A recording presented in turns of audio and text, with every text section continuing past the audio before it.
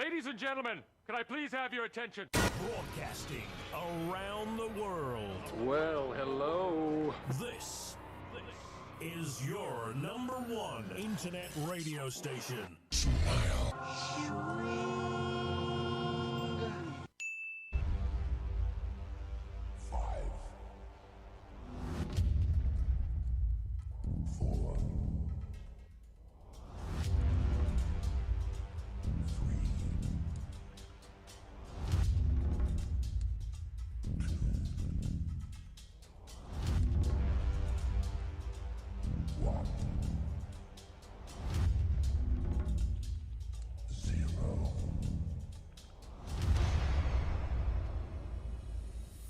Rich and Chris and Drive Time, Smile Radio.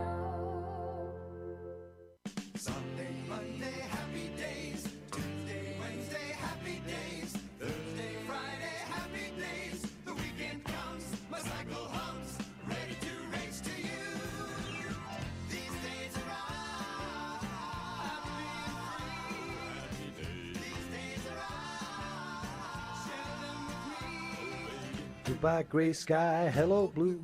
Nothing can hold me when I hold you. Feels so right, it can't be wrong. Rocking and rolling all week long. Happy Friday, everybody. Welcome to the Rich and a Little Bit of Chris show live on Smile Radio. You join with me, Rich. And Chris. So we're going to be joined today with Bethany Rose, all the way from the US of A. And later on in the second part of our show, we'll be joined by the Far North band that originates, I think, from Runcorn. We've just had a few issues with the timings. Bethany is going to punch me, she says, when she sees me, because I did say 4 p.m. UK time, and she's always at roughly 12:15 her time. And I said, well, yeah, I think so. I don't know. To be fair though, you're to blame. Yeah. How can I ain't being funny. Right, go on. Time zones don't break down into a quarter of an hour. No, I said after. I said 4:15. You said 4 o'clock? No, I said we go live from 4. 4:15. From 4. From 4, and I said join She's us at at 4:15. Yeah. So that would make 11:15 in America. I don't know. It depends on which Depends on the time zone. Where do you actually live, Bethany? Where do you live? Just remind us. Something. 'Cause it's a big old place with 3 different time zones. But I will take full responsibility. Apparently, she's still in the PJs. She's not happy with me.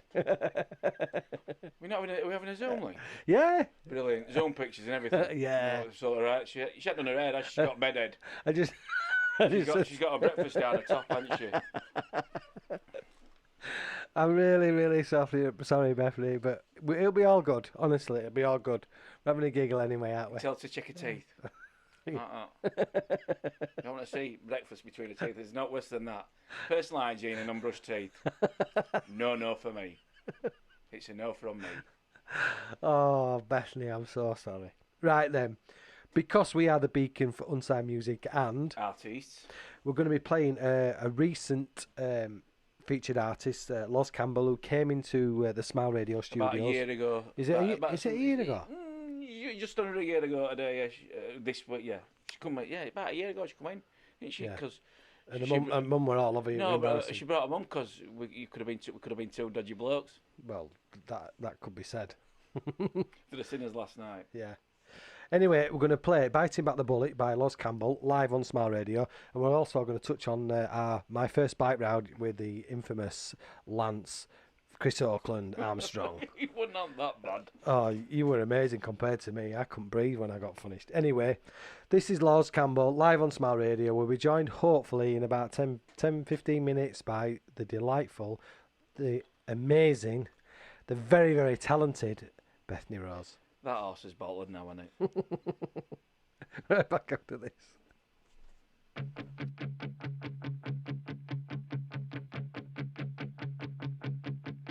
Every shiver, every shake, every fix and every place, every momentary I close, I see your smile.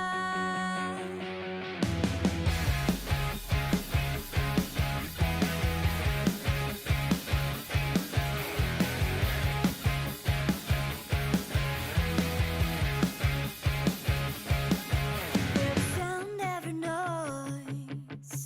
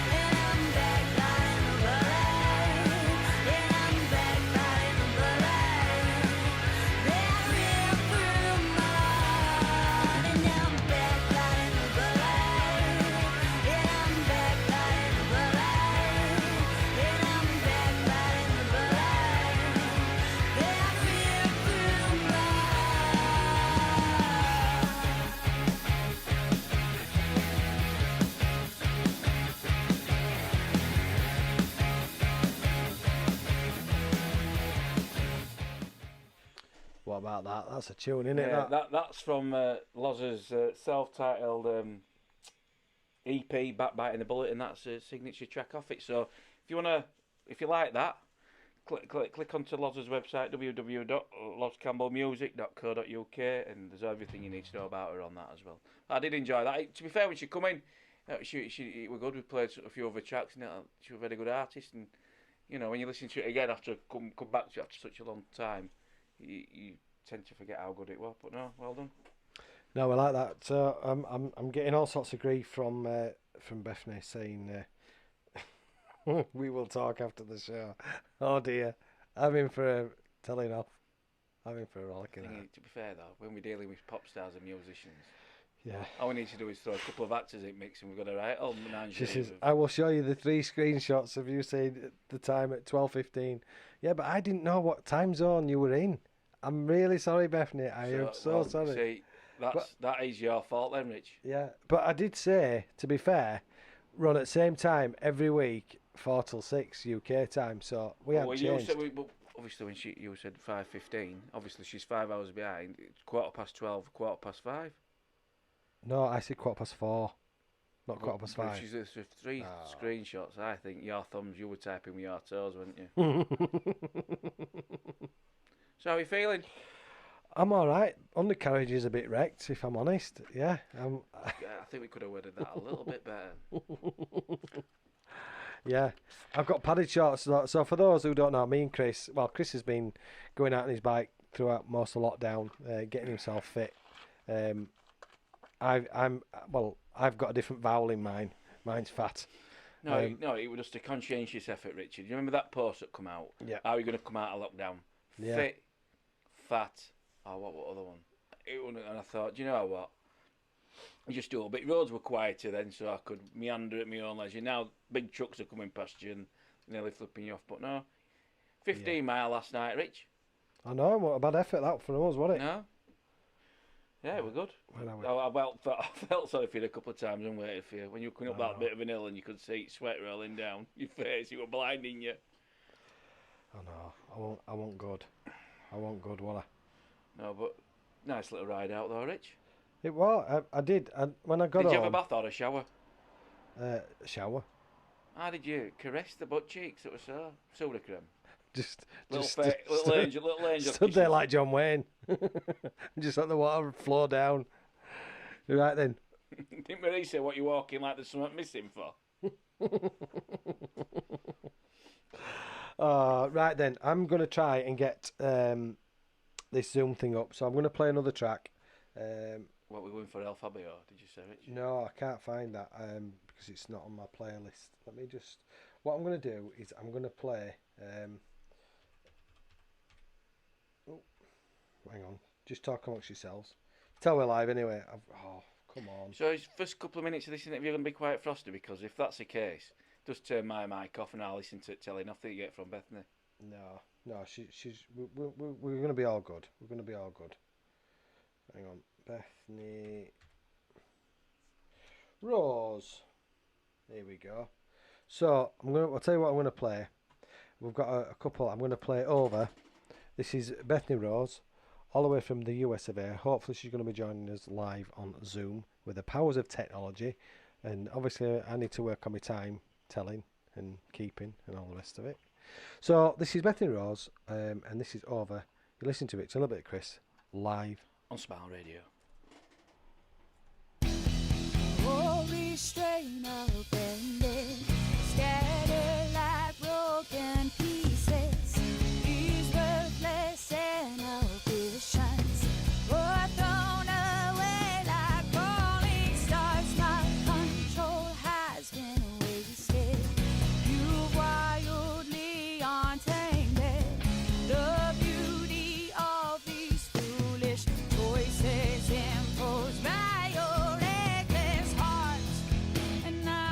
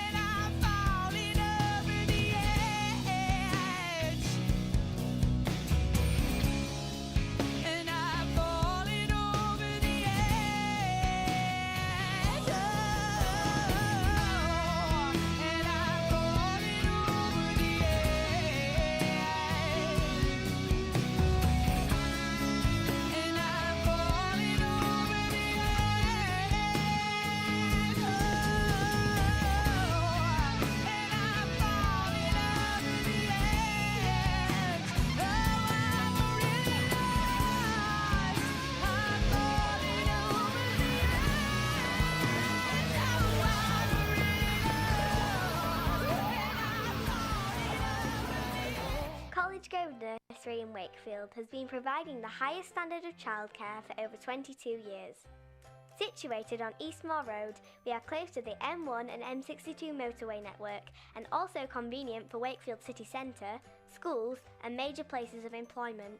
For more details, check out our website at www.collegegrovenursery.co.uk or give us a call on 01924 200 120 to arrange a visit. College Grove, a special nursery which takes a hand, opens a mind and touches a heart. You're listening to Rich and a little bit of Chris on Smart Radio. Welcome back to Rich, a little bit of Chris live on Smile Radio. Have we got her up? She's not joined yet, but I don't think she's my friend. What started off really, really well, she's not happy. I'm really sorry. I can't apologise enough. You just listen. It's Bethany, just like if pulling you're the ready- same scab off, Rich. She says she's ready. Right, Bethany, you need to click on the link and join the party. And we'll join you.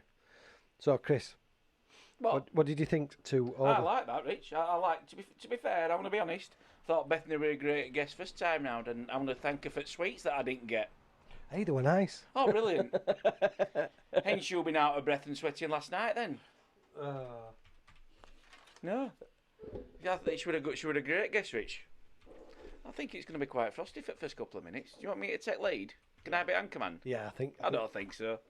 No. No. You're just gonna let me. Yeah, I want to let you fall on your sword. I'm not going to, like that scene out of Spartacus, we're all Spartacus. Yeah. I sent out and say, I'm Rich, the owner of Smile Radio, and I text you, Bethany, giving you times. Unlucky. Right then. I'll tell you what. We'll play another song while we're waiting for, because I think she's waiting to connect. Oh, she's here. Hang on. Bear with. Dun dun dun. Hey, can you hear us? Oh, don't shake your head. We can't hear you. Need to put your mic on.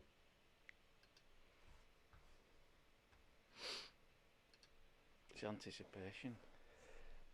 We can't hear you.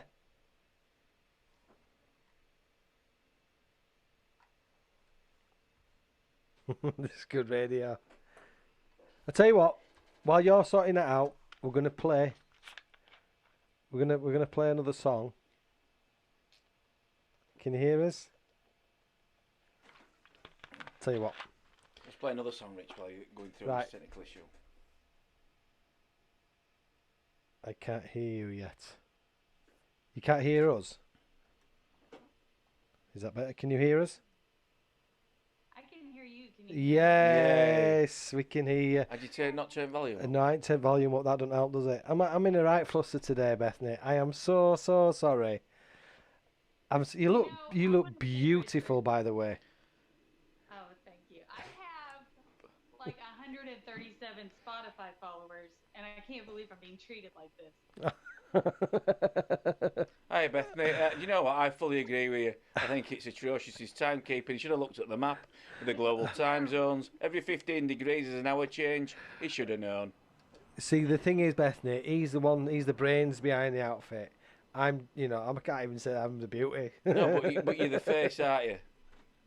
Well, If he's face. the brains, we're all in trouble. Oh. Well, that directed at you. If you're the brains, we're all in trouble. Well, I didn't tell you. She's blowing kisses. Unfortunately, Chris, just come round. Just take your headphones off and come round. Come round. Right, this is. Hey. Hiya. How you doing? All right. So when we're doing the Facebook Live, I can switch between the cameras. So when Chris is talking, it shows him. But unfortunately, It's all about you. well, there is that too. Yeah. So we've just played over one of your other tracks that you sent across. So which track would you like us to play? Tell us. Well, I'll tell you what. You tell us which track you want us to play. So I've got on the system. I've got The Return, Full, Can't Lie, Will You. We've already played over. Let's do Will You, guys haven't played it before. No, we haven't. So we'll play that. And if I'm going to be brutally honest, I haven't even heard it yet. So this is a first for me too. That's a lie. I know you lay in bed and listen to all my EP on repeat. Shh, that's between you and me. We don't want Chris getting jealous. Oh, now, here we yeah. go. Here we go.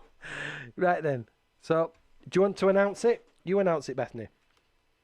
Sure. Yes, this is Will You by Bethany Rose, only on Smile Radio and every other radio station that'll come. Oh.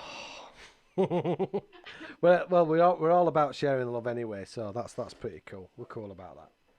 So hang on, my computer's decided to have a bit of a go slow. Oh, we're having it. Bethany, we're just having a mare today. We're just having an absolute mare. Here we go. So this is Will You by Bethany Rose, live on Smile Radio. You're listening to Rich and a little bit of Chris.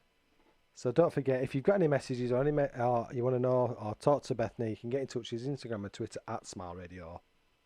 3. Email me, richard@smileradio.co, or we're on Facebook Live and that's Smile Radio Yorkshire. Get in touch with us. Or you join Bethany Rose's ever-growing Spotify followers. Yes. Download, listen to her EP. It's fantastic. So this is one of them off there. This is Will You, live on Smile Radio. We'll be right back after this.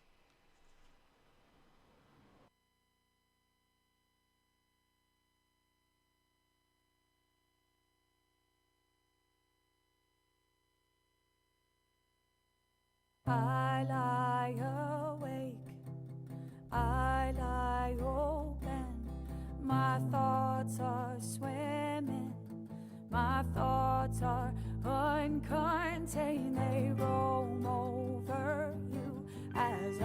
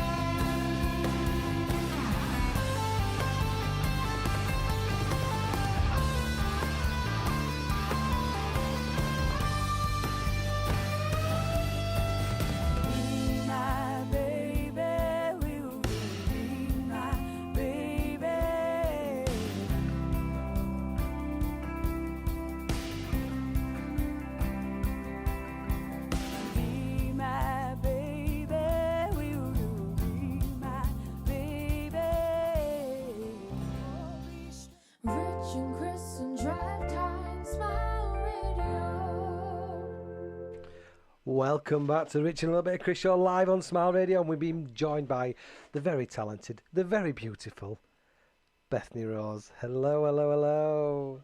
Oh, don't worry, there's plenty more coming where that came from, don't you worry. So, Love that. Yeah. Really like that, Bethany. Can you hear me? Can you hear us? Yeah, I just didn't hear what he said. No, I think she wants you to say it again, Sorry. Chris. I really like that. Really love that song. Wait, one more time. I didn't hear it well again. He said he loves it. I didn't swear. I know he didn't. I'm exaggerating a little bit. But lovely. It reminded me, as we were listening to it. Yes. Richard sort of said it looked like Pink, and I sound a little bit Pink. I got a touch of Carly Simon coming around again. To be honest, how it played out. That's a good compliment. What's that? She said that's a good compliment. I'm just going to try and turn you up a little bit more. It's only in one of you. It's which one are you on, that one? Yeah. Tell you what, I'll just bear with Bethany. I'm just not that one. It's all gone. What am I working with? I'm back. He's back. I'm back. So I'm back in both ears now. He couldn't hear you, so we're just playing around with the gadgets, pretending to look busy. No, it would a lovely, genuinely nice song. So tell us all about that song. How did he come up with that? Well, I don't know. My songs are, I said before, like, most of my songs are all love songs, or they're just inner workings of my, desperate self. But that song, when I write, I don't really put a lot of like purpose into it. I just kind of let the emotion take over. So I kind of wasn't a fan of it because saying "Will you be my baby" it seems a little popish, and it's really not my style.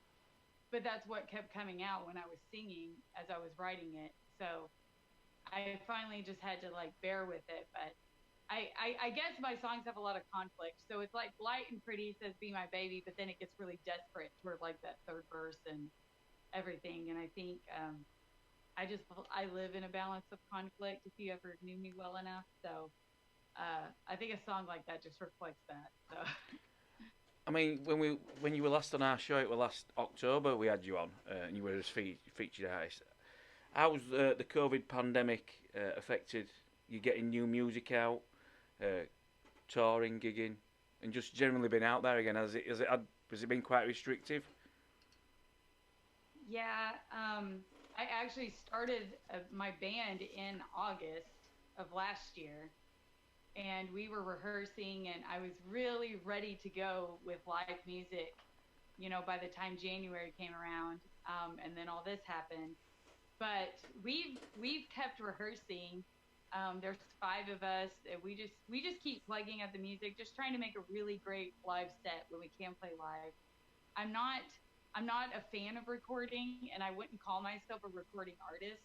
I just prefer the live interactive experience, but I'm making the best with it. And I thought, while we're making demos for doing live shows, we might as well release some new singles, which is, what this next single is all about and everything, was just releasing some new music while we're in this waiting period. So we've tried to make the best of it. A lot of bands we've had on recently have been using social media as a platform to get their music out, new stuff, old stuff, just to be relevant and still on point. Is this something that you've looked at doing as well? Yeah, I'm trying to use it. I'll be honest, I'm not very proficient in it at all. I fake it a lot. I'm sure people think I really know what I'm doing, but I don't. So I have a lot of help, probably kind of like, Richard has help from you, Chris, but you can't do it, I'm certainly not IT literate, that is for certain, Bethany. I can vouch it, but no. I'm trying. I still have a lot to learn, and I'm kind of more old school when it comes to the music industry, so it's hard for me to just jump on the bandwagon of streaming and, Spotify and all that, but I'm doing my best, so. But if it's going to be true to yourself and you believe that the old school is the best way forward, yes, you might be missing the trick with Spotify and other social media platforms, but if you're happy just performing live to an audience, and not a virtual one, like somebody you can interact with, it's probably the best way forward for you. Yeah, I think so. Like, I'm not a fan of live recording. No offense, guys. I appreciate you letting me on my show, but I kind of always have room for error, it seems like, and with live video, you don't. No, but So, do you know what, Bethany? That's the one thing I love about us doing a live show is you can hear Chris opening a bottle, taking a swig, even though it's only water. Can you hear it? It's only because you don't make me out. But we're not sanitising anyway. We're not professional presenters. This is something that we do because we love it, and I make no excuses or apologies for that. I mean, there's times where we drop so many clangers, me especially, because I'm on the ones and twos, and I'll forget to turn the mic on or turn it off sometimes, Right. oops, and depending on what we're talking about. But that's what I love about live music. When you go see Sunday, and we've had this with some of the artists that we've streamed live on various functions and events. The camaraderie between artists and bands, if a drummer's snare drum bus and somebody blends it, it's just the love that's there, and it's other artists can appreciate another musician and how good, and and by the way, have you thought about this, doing that, and that's the thing that I just love about doing what we're doing, and this to run the station costs me money, costs me and my wife, we subsidise this, and again, if anybody's listening out there, we're looking for sponsorship to help us. So we've just been having to pay for the licensing for over in America as well, which is a bit of a anyway. Sudocrem might sponsor us, Richard. A Sudocrem, yeah. After my bike ride yesterday, I think I'm going to need it. We'll do a GoFundMe. Yeah, no, but it's something that I absolutely love. I love doing this. I really look forward to the show. I would love to do this as a job because this is not working. Listening to some good music, talking rubbish, because me and Chris we are good at that. We are good at talking crap. But and like meeting people like you. Yeah, I think that's awesome. I think that's really honestly what we need more of is not just people doing it because they're trying to get to a point, but people just doing it because they love it. Whether it's being the radio presenter, whether it's being the musician or the band or whatever, it's just keep doing it because it's real to you and you love doing it. It feeds you. I think that honestly, I think everything's crying out for that authenticity right now. Even with the pandemic, people want real. Yeah. They don't want gimmicks and they don't want fake and they don't want ulterior motives. They just want people being real and being themselves. And it's cool you guys are doing that because that's what I think it's all about. It'd be great if we got paid for it, but we're going to keep doing it anyway. Yeah, exactly. And it's like the plan eventually. I mean, and I don't know if I've mentioned this to you before, but our regular listeners and people who sort of watch us on Facebook and we're on Periscope, we're on Instagram Live as well. So for our regular people who do listen, the plan eventually is to have our own venue where we have live music on, and I'll be able to stream that through the radio. Eventually, to look at getting a proper recording studio, so we can look at how we can subsidise it for some of the artists, because it's not easy. And eventually, who knows, we might have our own label that we can help, split the 50-50 with the artists, rather than, the industry is renowned for not being that fair to the actual people who develop the music. And do you know? For sure. It definitely it's kind of messed up here in the States. I've really been super thankful for the reaching out I've gotten from like UK people and UK listeners like you guys, because here in the United States, getting in the music industry is not simple. It's a lot of money, dang. And it kind of takes away from the value of what people are doing, because I'm not saying that music is priceless, but I know for me as a songwriter, I'm not sitting trying to write the next big hit that's going to make me money. I'm just sitting and writing what I went through. And then to have a price put on that, and that you have to pay. It's just kind of, it's an industry that we're working on. I know a lot of my friends are in the middle of even just working with legislation and stuff just to try to get that changed here. So I think it's great you guys are trying to help the artists get out there and be seen, because sometimes there's so many walls we cross doing that. Well, one of the frustrations that I've had in the last sort of 5-6 weeks is obviously there's been all the pandemic and everybody's, money's tight for everybody. And we put out everything that we do is we do free of charge. There's a free app. You can listen on Alexa, it's free. You can listen to our website, which is free. The podcasts that we put out of all the shows are free. We don't make a penny out of any of it, And then we're having loads of problems with the podcasting side of things from America.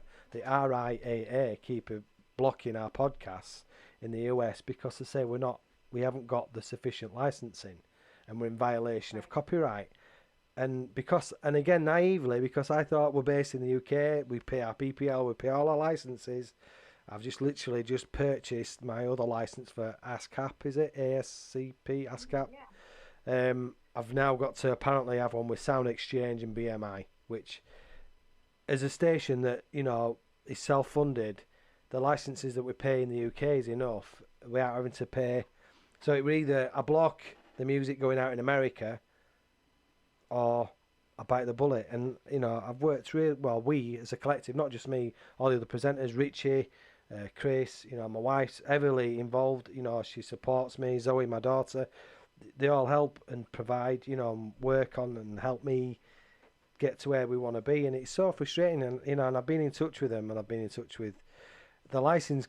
I'm going on a bit of a tangent now. I'm sorry, Bethany, it's all about you today, but I'm just having an event because No, I understand. it's just like, and I've explained to them, you can check, I'm not making one penny. I am not trying to do any. I think the whole premise of my station is about promoting and helping new music to get a platform, to get I'm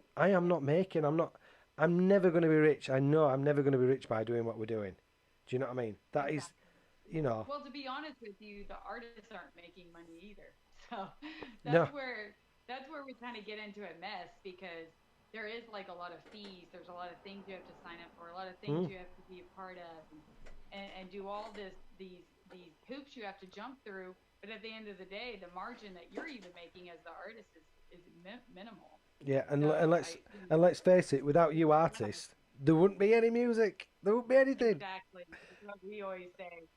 We're just like, we're providing for you to actually have something to play and do. And I've always said, we all know music is important, but I think we just forget, like, if you're watching a movie or a television series, music's everything in it. It's using it to convey the emotion, to convey the scene, the emotions of the actors. It's used in commercials and marketing to get you to buy stuff. I mean, music is just centrally used everywhere to convey every emotion, but yet it's so downplayed when it comes to the artist. And I will say, I think it's the only job or occupation that one can have where you have to pay to prove that you get to do the work.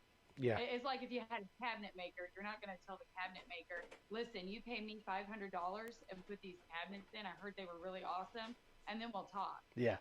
It's you pay him. You see that something's great. You say, this is worth something to me. Here's money for it. How do you fund it then? Sorry. For everybody except music. How do you fund it then? How do you fund your music and getting it out there? Definitely self-funded. I mean, I've made a little bit of money selling CDs, very tiny amount, and it honestly just goes right back to doing my yearly license and copyrights and stuff. It goes right back into it. But for now, I just try to have hope that the industry will change. Maybe even just through, I think we have a lot of people that love the idea of social media only or streaming only, but now that the world is shut down, and we're not able to go to live shows, we're not able to see one another, I'm hoping that things become more organic again in the music industry, and people realize, that there's real people behind all of these songs. It's my hope. I mean, that's all I can do. I know I'm like you. I'm going to keep doing it whether I'm going to make the money or not. So my hope is just that it turns around and people realize that this is a viable art, So come on, I want you to pick another song from your list. We've got. Are you prepared to do an acoustic, or are we? We are. Even though I was still in pajamas 20 minutes ago. Yeah. Well, what do you want to do? Should we play another song or do you want to do your acoustic? You tell me. What do you want to do? 'Cause Play one more song. Do Fool, since you guys haven't played it yet either. Yeah, Fool. Right, okay, we'll play that because you know I've That got goes some along with serious right making without up to do here. Some serious making up. Right, this is Fool by Bethany Rose. You're listening to Rich and a little bit of Chris live on Smile Radio. So don't forget, get in touch with us if you've got any messages, any questions, anything you want to say to Bethany. Please get in touch. So this is Fool by Bethany Rose live on Smile Radio.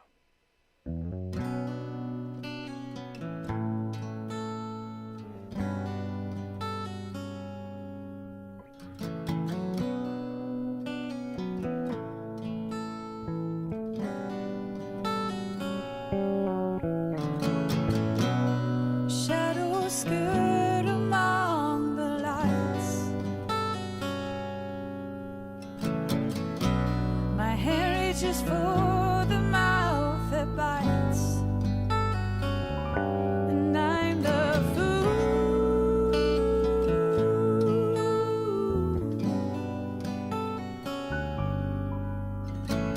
I never knew when to walk away from a fight.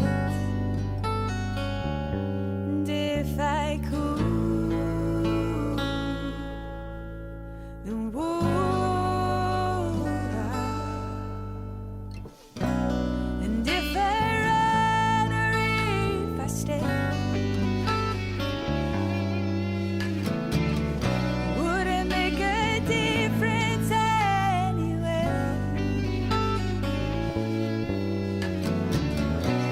'Cause we all have a part to play, and mine's the fool.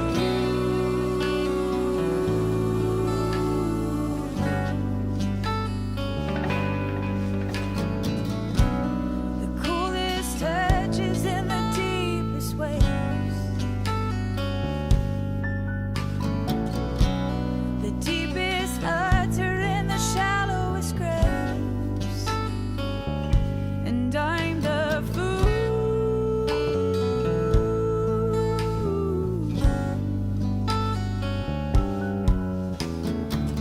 I've always tried to find the one to save, and if I could, then would I?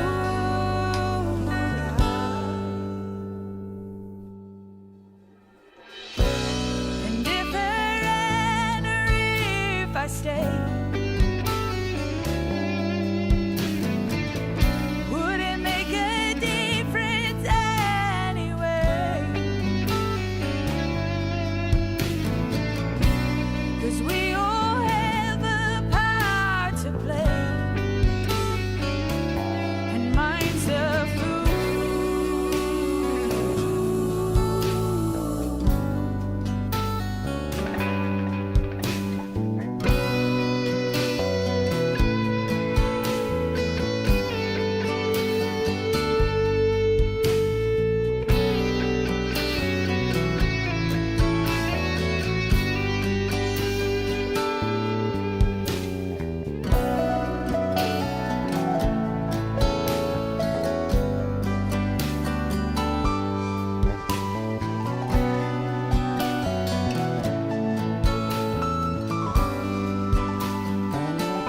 And if I could,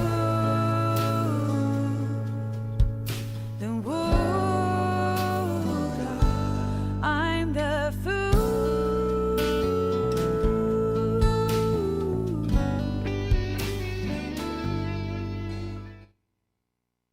You're listening to Rich and a little bit of Chris on Smile Radio. Hi, you're back with Rich and a little bit of Chris with our special guest live from Oklahoma, Bethany Rose. Hi, Bethany. Oh, hi. Sorry. Sorry, I didn't catch on up. Were you just finishing your breakfast? No, I just said off. Your jingle so much. That song was lovely. A completely different one. How you had the electric guitar, it felt like a bit of a 80s, 90s soft rock, and you had the acoustic guitar in as well. And your voice held it really together. And it, many, many layers within one song, and music, it was good. Oh, thank you so much. I appreciate that. It's a sad song. Yes, it's complete. Yeah, probably. Yeah. I like the words. I like the guitar. Both sets of guitars played off really well against your voice as well, which I thought were fantastic. Thank you so much. So when you say you talk about your influences on, and when you're talking about your music, is it purely about just your own personal experiences, or what do you take influence from other artists, or what's Yeah. Well, I mean, I'm definitely, definitely in the singer-songwriter category, but I have realized, in doing this the last couple of years, I'm not a storyteller, which is the majority of what a singer-songwriter is. They're telling a story or taking cues off of something, or, weaving some kind of like, just, imaginative thought process that you could like kind of see into. Mine's just all personally, emotionally based. Just music's always been my outlet, or my way of just kind of processing things I go through or things I've experienced. So I don't know if they always transcend to the listener because it's very personal for me, but I write the songs first, and then I do pull sometimes musical influences into when we're producing it and stuff. But mainly, I mean, I'm a big fan. I realized that I kind of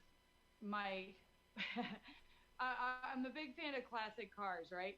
So I notice I like cars from like 1965 all the way to like around like 92. If I was like into a Chevy Corvette, and music's kind of the same way. I kind of like that range of music as well. So I really love the 90s, love the 80s. But I try to pull from that a little bit. But my biggest goal is just to make every song its own, which makes it difficult. I consider myself the rock genre, but it also leaves a lot to be said when you're just trying to let the song be what the song's supposed to be. Well, we love it. We do love it, and I'm not just saying it because she sat here, and I know that You're not just saying that because I sent you $20. I know. No, I need more than $20. But no, so I know you've probably been asked it, and I don't want to sound like it's a lame question, but what were your influences sort of growing up in regards to music? What did you grow up listening to? My dad loved the blues, and he was a big country fan, old school country, and Hank Williams, that kind of stuff. But growing up for me, it was a lot of Stevie Ray Vaughan, Bonnie Raitt, blues artists particularly. I bought a 25-cent cassette of the Doobie Brothers' greatest hits at a yard sale, and I wore it out so much. In fact, I bought 2 more copies. I wore it out that much. I just loved it. And I think the reason I liked the Doobie Brothers so much is just they had just such a wide, huge band, and they were able to do so much with it. But, that carried over into people like Dave Matthews Band and other stuff like that, where I just appreciate a band that is authentic to themselves, that when you hear them, you know that that's them and that's their sound, Yeah. So when you say you like the music from the 90s, what about any UK music that you liked? From the 90s UK music? Mm-hmm. Well, that's a great question. I don't know. Did I? Sure. Who is from the 90s? I mean, when I think UK music, I'm always thinking of like 80s instead, like Depeche Mode and Soft Cell and them. But yeah, so you're a bit of a new age romantic, Spandau Ballet, and what about Oasis and stuff like that, and Blur and Pulp and. Oh yeah. Yeah. Yeah, I spent many a day driving in my car singing Champagne Supernova like I really knew what they were talking about. Yeah. But that's the beauty of lyrics as well, because it doesn't necessarily mean, I was listening to, this is random, I was listening to the radio, and UB40 came on, Red Red Wine, and it's the lyrics, Red Red Wine, stay close to me, and I'm thinking, what is he's actually singing. He's talking about, you think about love and all the rest of it, but is he talking about love of somebody, or is it love of the wine? And I think it was Neil Diamond that wrote the song originally, and Right.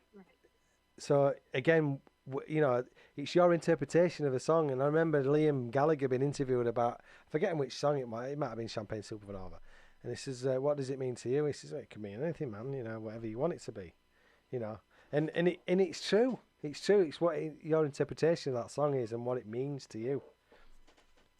That's true. I experienced that recently because the song I wrote called "So Long" that is just it's more about just me being frustrated with myself of why it's getting to where I want to go has taken such a long time, like just being mad at myself basically. Yeah. But I actually just sang it at a wedding for some dear friends of mine, because when they heard the lyrics, they looked at it like, man, why did it take us so long to find each other and find love? Like now we have what we've always looked for. And when they told me that, I'm like, I never thought of it that way. Like I was hearing just the song through my ears. So you're right. It is kind of cool how music just transcends what each person feels or has an emotion for. So. Thing is, except I think like Def Leppard, Pour Some Sugar on Me. That's just one interpretation. Yeah. There's the only interpretation of it, isn't there? That's it, isn't it? Right. I don't think you can pardon the packet. You can't sugarcoat that to be anything else, can you? I don't know. What would you say it is, Chris? It's just all about that sweet loving, isn't it? Sweet love is. Right then, should we get you to do an acoustic song for us? Can you do that for us? Yeah, sure. Right then, we're going to shut up. Me to do my new one? Say that again. Do you want me to play my new song? We'd love you. We would love you to play your new song, and we will turn our mics off so there's no interference at our end. So we're going to pass you over. In fact, we're going to let you do the intro. Pass over to you. Over to you, Bethany. All right. Well, I am Bethany Rose. And this is my song Useless, which will be available as a single on August 18th on all platforms. So hope you enjoy.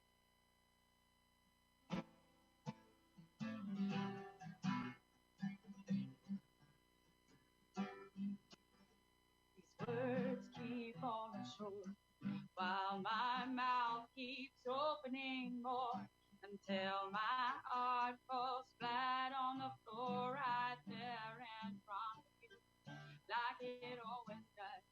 My will is crumbling, I keep stumbling over what I did to you. Just when I think I've nothing left to lose, I go and waste it on some other one. You were always much too high for me. Well, I'm stuck here lying in the dark. Am I that useless to you? Am I that useless to you? And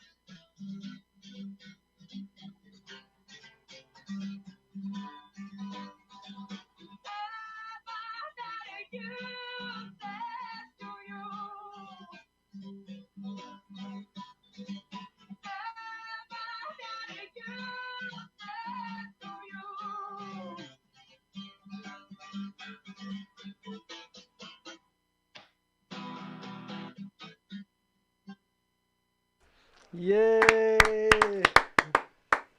Well done. Yeah, we kept dropping the we couldn't hear a lot of some of the guitar, but we could definitely hear your voice.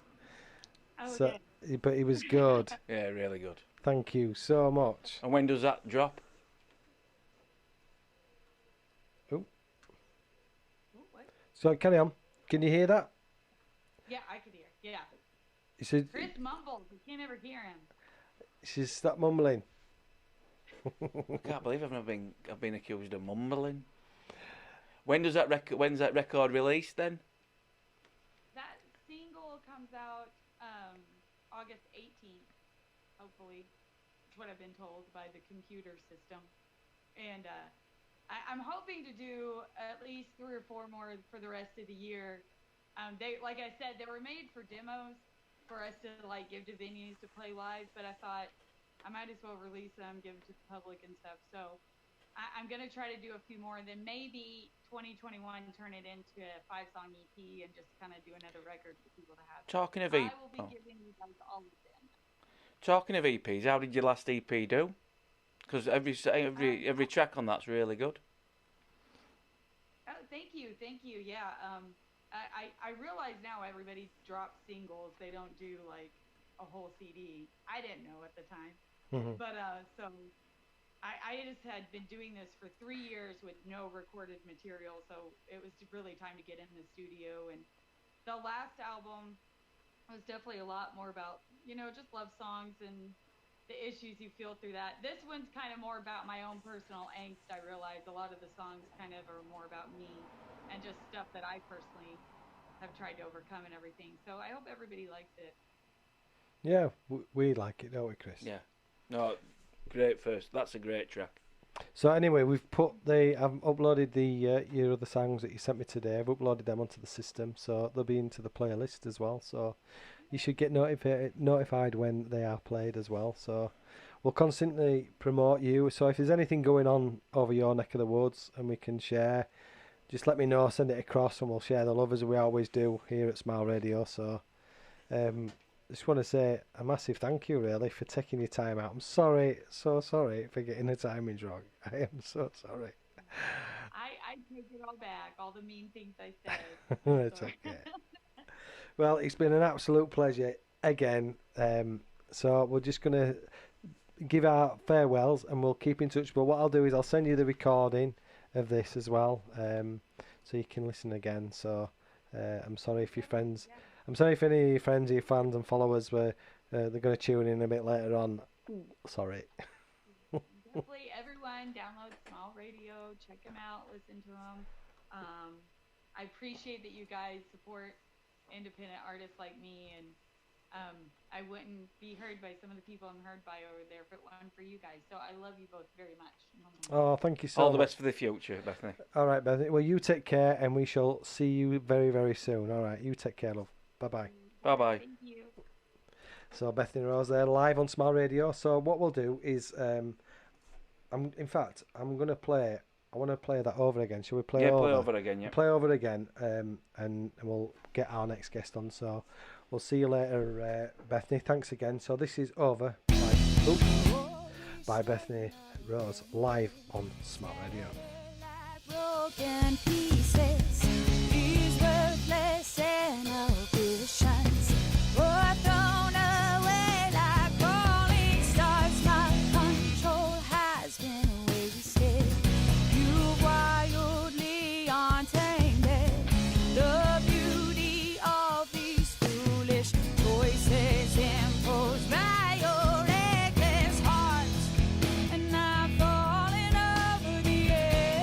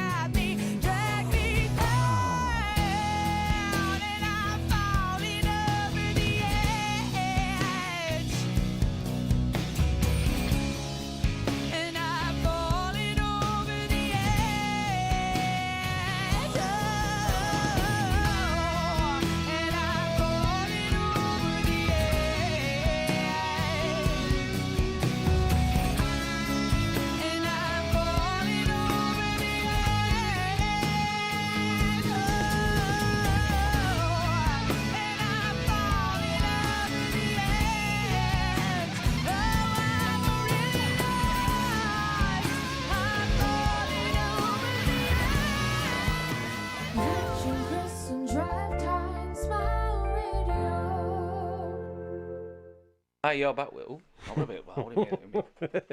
Have you had me turned off, Alt? Sure. No. Is that well loud then? No, it's because I turned the volume up on the headphones. Sorry. Right, over to you, Chris. Go on, carry on. Hi, you're back with Rich and a little bit of Chris on the Drive Time Show this Friday. We have just had our first guest on, Bethany Rose, and we are now going to be joined shortly by our second guest, the band Far North, hailing from Runcorn. Are you there, Lee? I am. Can you hear me? We can hear you loud and clear. How are you doing, buddy? Very good. I'm very well, thanks. How are you guys? I'm on good, thank you. Can I let Rich? Hold on, we're having some technical. Just bear with me. I'm just going to unplug a couple of things to get Chris on. I can hear now. Is that better? Yeah. Is that better? Yeah. Right. There we go. We can hear you. Thanks for trying. So we're joined by Lee, who's the singer. Well, I'll let you introduce yourself. You introduced us to us. Right. Okay. Yeah. I'm Lee Wilding from the Far North. I write the songs, sing the guitar, and sing the guitar, play the guitar, and sing. And yeah, the other half is my partner Andy. She's the drummer in the band. She's hiding from this, so yeah, she's not here at the moment. So she was going to come on with me, but she's not at the moment. So yeah, it's all good. Yeah, we were just in the middle of promoting our single, as you guys know. You guys have been very supportive. Thank you very much. You're very welcome. Yeah, that's where we're up to at the moment. Yeah, all good. So, I know you were one of our featured artists. Gosh, sometime last year, wasn't it? I think it was February or March 2019, and I was a big fan of that song, and I like that Americana feel that you had with that song. I really did like it. And I would say, "Oh, play that again," even when you want the featured artist. It was right up my street, and when Richard says, "Oh, we've got these on," I'm thinking, wait, I've heard that song. This house is ours, and then he says, "Oh no." I looked in, and I've done a bit more reading up. But that was probably one of my favourite tracks from last year of any of the unsigned stuff we did.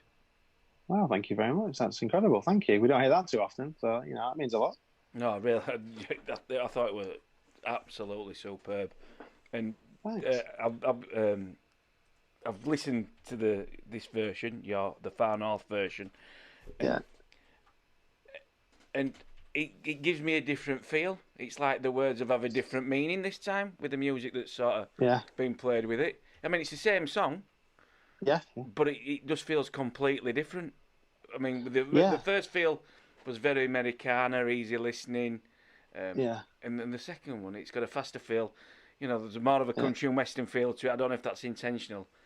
And the vocal change just gives it a completely different spin on it altogether. Yeah, I think like the difference with it being obviously the Fireflies we produced ourselves. We just I don't know if you know the story of like the album that was going to come out, The Only Those Northern Lights, which This House Is Ours was actually from in that band. We relocated to Llandudno for like 3 weeks, and we hired like this old kind of like mansion between like the six of us, and we just put the whole album down. So that's where the lyric "I See the Cliffs of the Orme" come from, obviously because we were right on the pier of Llandudno. We could just see the Orme in the distance. And it was kind of like, I think the people in that band and everything, they were all kind of lent towards that indie kind of Americana thing. But I think with this version of it, and obviously the Far North, with it was produced by Nigel Stonier, who obviously is really kind of incredible in his field, and he's kind of super well known, and he's produced the whole album, and his leanings are very, very strongly kind of like, indie folk, Americana and country. And I think it's got the essence of the original, but it's just dialed up to 10, I just think it's how I wanted it to sound originally. I think, it like the full band and the timpani drums and the accordion and the piano and all that kind of stuff. It was something the Fireflies was always kind of lacking. I think direction was what we were lacking. And like, we just kind of got lucky with the original This House Is Ours, and we kind of found that kind of swing with it, and people tend to really like it. I think it ended up having like 250,000 Spotify plays or something ridiculous like that in the course of about 6 months. No, it was a turning point for us really. But then obviously that was the last track from the Fireflies, and then it just kind of fell apart. Everyone just left. Like 4 members of the band left just before the album came out. So I thought, right, well, I don't want the album to come out now. It feels like when the Smiths released Strange Ways Here We Come and there was no band, I thought, well, I don't want this. So it was really weird. So maybe 5 days later, Nigel rang me up, and because I know him, and he was like, how's things with the Fireflies? What's going on? And I just told him. He was like, oh, right. He said, well, I was hoping to produce something. And I said, well, actually, I've had a band on the back burner called The Far North for the last maybe 2 years, just kind of like writing like new songs and kind of cultivating the Firefly songs. And he was like, okay, well, let's maybe, let's kick it about a bit. So we met up and we kind of went into pre-production. And obviously we went into Airtight Studios in Manchester for the best part of about a month. And Red Lantern Records and the Analog Music Fund, were involved, and they were, gracious enough to help us with the recording of it all. So it all kind of came out, sounded absolutely massive, really. So the album's like, got a huge, big sound to it. And it's always how I wanted the Fireflies to sound. It was like, I always felt the misdirection of the Fireflies was always down to me, and it was always down to us not really knowing what we were doing. We just kind of got lucky with we got the beer, remember the Fireflies beer that we had, and then there was Runaway and Grace and all those kind of tracks did really well. Then there was like the Old Trafford, and then there was the Coffee House tour.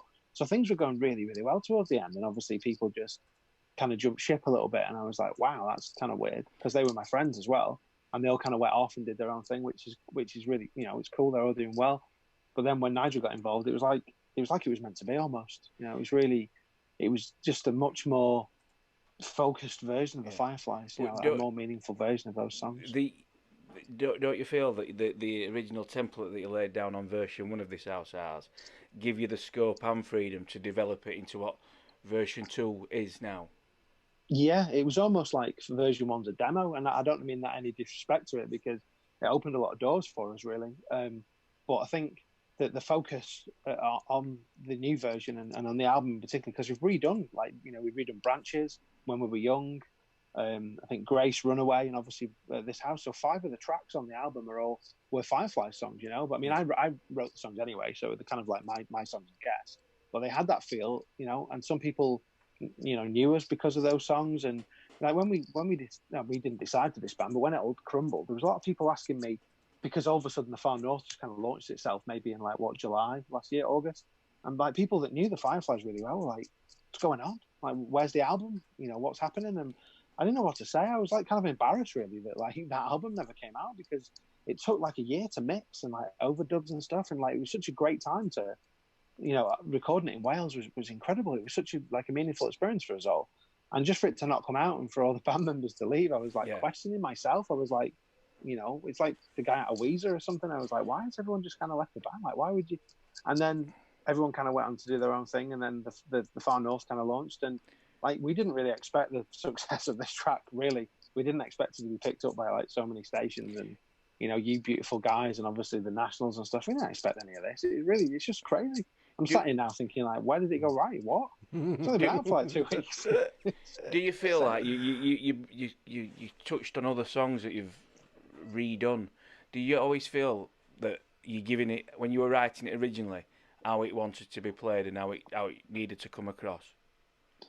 Yeah, I like the Far North is how I always wanted us to sound. I always wanted the big violins and the orchestra and the rest of it, and the female vocals. That I always wanted the accordion and all that kind of massive production was always in my head. When I wrote Runaway and Grace and all those tracks, I specifically remember thinking I wanted them to sound massive. I wanted them to be well received. Not like little indie tracks, but just tracks that were accessible to anyone, really. Just a couple of chords and a great chorus.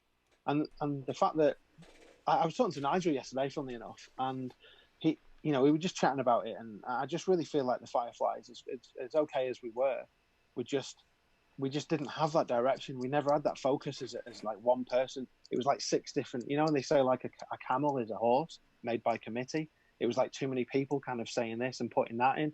So with the Far North, it's genuinely just me, Nigel, and Andy, obviously, but Andy kind of it doesn't really interest her, that kind of thing, really. So she just gets on the drums and just does what she does, really. So really it was kind of like a 2-headed beast between me and Nigel. But yeah, I always wanted it to sound like this, and it's almost, I think I spent all my life just trying to create this band, you know what I mean, trying to get where we actually were, where we are now. It's crazy. I mean, Elbow, they like the big production. Is that somewhere where you'd like to see some of your music go further along? Yeah, more broad. Is it a day like this? A day like this, stuff like that. That it has the orchestral section in it. It leads in very, very slowly, and it goes. Yeah. It's a big anthemic sort of, which I like. Yeah. I like that sort of music. It sort of takes you on a journey. Me too, yeah, me too. It's like the narrative of it almost. Well, we brought in an orchestra for this album. There's an orchestra on Runaway and an orchestra on Grace. So it was a guy called Pete Whitfield from, I can't remember which company it was called. I'm so sorry. It was maybe Real Strings in Manchester. And the orchestra plays on those two tracks. And we got like violinists in and cellos for like some of the other songs that are on the album as well. On the album as well. So I think ever so slowly, I think we might go down the more orchestral route for the second album, because we've already been discussing it between me, the label, and Nigel. You know, we've completely discussed the second album already, and we hope to get in the studio within the next 9 months, really, because we want the follow-up to Songs for Gentle Souls to come out, you know, within 12 months of this album coming out. So, but yeah, I think we're definitely going to go down the more orchestral route, you know, the widescreen route, you know, definitely the elbow route, you know, for sure. Yeah, I must admit, I do like Elbow as well. Yeah, me too. Oh God, my mind's gone blank. A good friend of mine, it was him and his wife's Alex and Amy with their wedding song. Oh God, what's the song? It's gone blank. Oh, do I like this? Yeah, I think it's throw those curtains wide. Curtains wide, yeah. One day like this a year, Yeah. see me right, yeah. Incredible, it's incredible, really. The lyrics on that are amazing. He set up his own lyricist thing, I think, at a uni, I think. Manchester Uni, he teaches music writing. Yeah, I met them all in the Roadhouse in Manchester in, I think it was 2000. They were at a Christmas party in 2000. I had a friend that ran the Roadhouse. And my first band, Warped, we formed in 1995. And we did a show there. And I think the Webb Brothers were on. And Elbow were on as well. And we were on, like, first. So we kind of, in a weird way, kind of, like, supported Elbow in, like, 1999 or 2000 or something at the Roadhouse. It was incredible. I'm sure one of those guys, I think it was Pete, the bassist. I'm sure he, like, maybe semi-ran the Roadhouse or had something to do with it. But, yeah. Great guys. When does the album drop? And which platforms can we pick it up on? But it was supposed to be the 4th of September, but since like This House Is Ours kind of got picked up, and then I think we've got a second single, maybe Runaway, kind of in the pipeline, which we weren't going to do. We were just going to do This House, and then the 4th of September we were going to drop the album, and so it's looking like the 9th of October now, because we want a little bit of breathing room. We want to kind of do This House Is Ours, then Runaway maybe around the 18th of September, whatever the Friday is around there anyway, and then the album maybe 9th of October. But yeah, there's going to be CDs available from our website and the Red Lantern Records website, and vinyl. So we're going to do a super limited run of vinyl. So I think we're just going to do maybe 100. It's going to be so limited, and obviously we're going to sign them, and it's going to be like 1 of 100 and whatnot. So they'll be for sale, hopefully in October as well. Really. So we're kind of going to give it the big push. So yeah. So it's just. Well, I'll definitely be buying the album. Cool, man. The CD. Yeah. I don't have a vinyl player. I'll have a CD. I've got vinyl. I've got my wife bought me a vinyl record player. Cool. I've managed to get some of my original. I've got. So what you're playing Madonna True Blue album? Yeah. Classic. Yeah. Classic. I got. Did you see those guys the other night on Twitter? Those two young lads dancing. Is it when they're in the rain? No. They were listening to In the Air Tonight by Phil Collins. Yeah. So when he drops they couldn't believe it. They were absolutely like, and their reaction was fantastic. They went viral. And I think they listened to Dancing in the Dark by Springsteen. And they were just going, it was these two 17-year-old lads, and they were just, couldn't, I think they were in America, and they'd never heard like Phil Collins or Springsteen. They were just loving it, and their reactions went viral, and it was really sweet. It was a really sweet thing, really, because everything's just kind of like so nasty and horrible. Like just to see something so like organically sweet on Twitter, like these two dudes were just like, oh my God, this drum, who drops a drum, Phil, it like 3 minutes into a track, bro, and all this. I'll tell you what, cool. that gorilla could play the drums really on that advert. Yeah. I always think of that as well whenever I hear I that. do. What's going on there? I know that track. Yeah, well, I always think of that. Trying to get it lined up. Apollo from the Mighty Boosh as well. Yeah. Do you like progressive rock? Because you dropped Phil Collins and he was in Genesis in the early 70s. Yeah, Genesis, yeah. And I'm not the biggest fan, really. I used to read prog rock and classic rock quite a lot, maybe like 10 years ago. But like the stuff like Porcupine Tree and like Spock's Beard and like Rush and whatnot, I was kind of brought up in it, really. But it's not like where my heart lies, but it is awesome. Do you know? It's like really cool music. But it's not massively for me. But I do respect the genre very much. I mean, there's a show on our radio on the radio station, Top of the Progs by Ruben. And it's an hour dedicated to progressive rock, and I've listened to it every week. And I actually bought Genesis's England by the Pound. That CD, and I think I'm going to treat myself to Foxtrot. I'm not a big Phil Collins fan, but I think I like Peter Gabriel in Genesis, especially the early stuff. And I listen to Supertramp and stuff like that. It's really Jethro Tull. My musical taste is really diverse. Yeah, but well, it's good. It's the only way to be. Really, and I do. I've got that in car, and I've even picked up David Bowie's last album, Black Star, for £2.11 off eBay, I think, and I've got that in car as well. So my car's my little musical sanctuary because it's mine too. Yeah, mine's the one that your car. Because if radio's ever on at home, it's either Heart or Capital, and I might as well just lobotomise myself because that's not music nowadays. That, to be fair. Yeah. Well, that's one of the reasons why we do what we do here. I mean, we still play some commercial stuff, and getting back to Ruben's show, Top of the Progs, I mean, he's only 18, 19-year-old kid, and he's in a band himself called the Big Rooster Jeff in Dewsbury, and brilliant. And he's a self-taught organist, pianist. He can play pretty much any instrument, and he's all self-taught, and he taught himself to play the organ at a church, with the pedals and everything. Oh, really? Yeah. And he gets paid on a Sunday. I don't know what he gets paid, but bag of spice. Yeah, some sweets, bless him. And he's but his knowledge when you listen to, I don't mind progressive rock. Some of it's not my bag. I'll be honest, but I listen to his show, and sometimes I don't always get a chance to listen to it because we have a proper job as well. Like we all do. Same. But I tend to listen to the podcast again afterwards, and his knowledge for someone so young is amazing. And if you don't, even if you don't like the genre, if you listen to him Monday night 6 till 7, 5 till 6, is it 5 till 6? Yeah, 5 till 6. 5 till 6. 5 till 6 on a Monday night. If not, you can listen again on the podcast. But just listen to this kid's knowledge and I don't mean that to be derogatory towards Ruben either, but I could listen to him because you can tell his passion and his love. Yeah, that passion, yeah. And that, it's like what we've just been on about to Bethany over, in the US, and, everybody we talk to, the whole premise of our station is giving unsigned, I know you're signed to a label, but giving opportunity to unsigned music and not that well-known music, an opportunity to have the music played on a platform that they probably wouldn't have. And, we've hit a phenomenal amount of listeners since we launched. And yeah, you have, yeah. And it's just, I genuinely, Lee, I can't believe, two rough ass lads from Wakey. Do you know what I mean? Because neither one of us are professionals. We've never done anything. This has been a burning ambition of mine for years. I had an opportunity, and then I kick myself. Even now, I'm doing this now. But 25 years ago, that I never took the opportunity.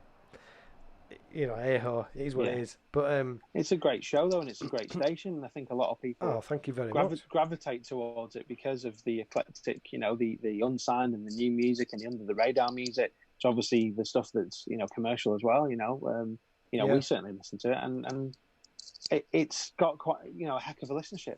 As you said, you know what I mean. So I hope that you start charging for the podcast as well. I know you said that on Twitter the other day, like £1 or whatnot. But I think it's worth it personally, and I hope that kind of comes into play really. Well, the thing is, all joking, we're having a bit of a rant with Bethany earlier because this has all kind of come about from what's going on in America, and the Americans or the record labels have actually realised that the podcasting now, there's such a loss of revenue on copyrighted material, and even though naively, and I'm repeating myself now, because me and Lee's had a conversation on the phone about this, and I naively thought we were covered because we pay our PPL and PRS over here.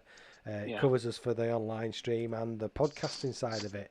But naive, I just thought because it was a base of the origin of the station is in the UK, we were covered, and that's how I've never done any of this thing like this before. Yeah, I wouldn't have thought that, to be fair. So I wasn't known either. So. And is it only transpires, and they kept getting the podcast blocked, and it's the RIA, Royalties Institute America Association or something, I don't know. So they, and I know they're only doing the job, and they're chasing up, but they took the podcasting down for over a week, while they've downloaded all the shows. So anything that's over 12 months, I've just deleted it because they keep going back to the old shows. So I've just purchased one license from ASCAP, which, as daft as it is for a station that doesn't really make any money, it's all self-funded, is this? Yeah, of course, yeah. And we're doing it because we love it. It's a lot to, we're going to have to find, I don't know, probably just over $2,000 to cover the licensing. That's not good. It's not fair. And No, it's not. No, let me rephrase that. It is fair to the artists who aren't getting paid. I get that. I completely get that. True, yeah, of course. They deserve to get paid, and that's the whole premise. I wouldn't have set up, if I'd have known that in hindsight when we initially set up, I'd have made sure we'd have had it all in place and we wouldn't have had this issue. But the other Monday, I must admit, for 2 pins, I just thought, I don't charge for it. It's a free podcast. It's free to listen online. It's a free app to download. You can listen on Alexa. You can do all this stuff that's cost me, and my wife, to set all this up. Yeah. And all we're doing, I even said to these people in Washington, saying, look, you can check, I am not making a penny out of any of this. I'm not trying to, yes, okay, I appreciate we're using somebody's content and they need paying for that, but I thought I am paying my bit in the UK, I'm doing of course, my bit. yeah. So. Anyway, rant over. I'm not bitter. Yeah, I'm not bitter. That's not now. Burn it down. Burn it down. You need to let it go, Rich. I need to let it go. Yeah, I need to sell a kidney, I think, anyway. But on a more positive and upbeat note, shall we play your song, mate? Let's play it. Shall we play your song? Yeah, which one? Shall we play This House Is Ours? The new version. Did you hear BBC Bristol before they played the wrong song? Did you hear that? No. Yeah. So we went on. They played London Boys. Yeah. No, they played. I think they played DeWitt. No, they played. It was Steve Yardley's show, and the producer played because we have PR with the same company, the same people, the same band. The Sunbirds. Dave Hemingway from the Beautiful Sound. Yeah. So I think they're on tomorrow. So he chatted to me for like 20 minutes. It was really, really cool, and he just said, "Right, this House Is Ours." They played their new single instead, and he was like, "I think we've just played the Sunbirds who are on tomorrow. So this is the Far North. This House Is Ours." It was just one of those pure Spinal Tap moments. I know, but do you know what? That's something I do. Yeah, and that's one thing I love about what we do. And we're not sanitized. We're not professional presenters. I've got an IT background, but all this sound engineering, all this, I'm not a sound engineer, by the way, by any stretch. I've learned this as I've gone along, and when I applaud him. And when the dude hits a fan, you're thinking, right, what have I done? And it's like I shared on Periscope the other day. Yeah, I realised what that feedback was. I shared one of the links on Periscope to Twitter to say this band's playing now, and I pressed play. So there's this. It's in the background playing, so you can hear us like 20 seconds behind. I'm thinking, where the hell's this? Where's this feedback coming from? And it's me, Numpty, pressed play on the Twitter feed. And I didn't know I'd done it. It's all a learning curve, though, isn't it, man? You know what I mean? And if BBC Bristol are doing it, then it's fine, isn't it? You know what I mean? Exactly. Right then, mate. This house is ours. This is definitely your track. I'm not going to drop a clanger here. So you're listening to Lee, all from the band, The Far North, live on Smile Radio. We'll be right back anyway. Don't go anywhere, Lee, and don't go anywhere. And listeners, we'll be right back after this.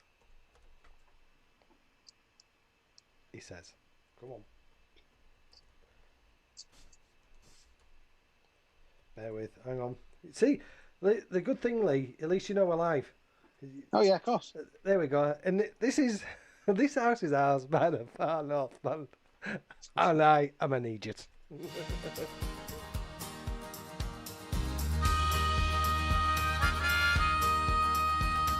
Shipwrecked on this land so far from what's ours. I see what's left of our own sunken hearts. I smell the salt of the air. I feel the wind through my hair. Tattoos of loved ones fading over time. Needles and tears on the skin. Oh, Father, where have you been? Oh, brother, let me in.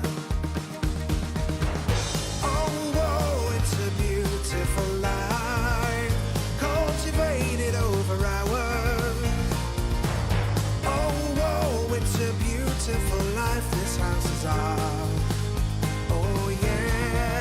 This house is ours.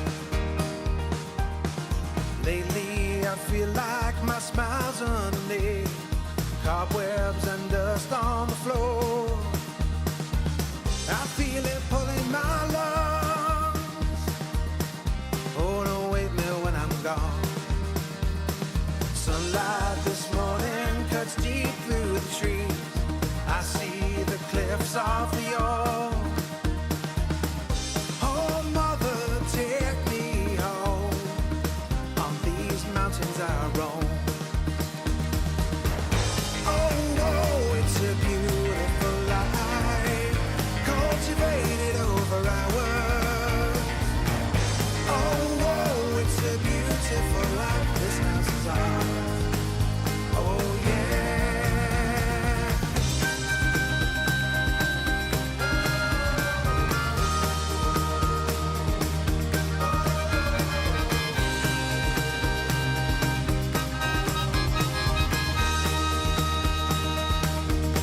I want to think, oh, whoa, it's a beautiful life, cultivated over hours. Oh, whoa, it's a beautiful life, this house is ours. Oh, yeah, this house is ours. Oh, yeah, this house is ours.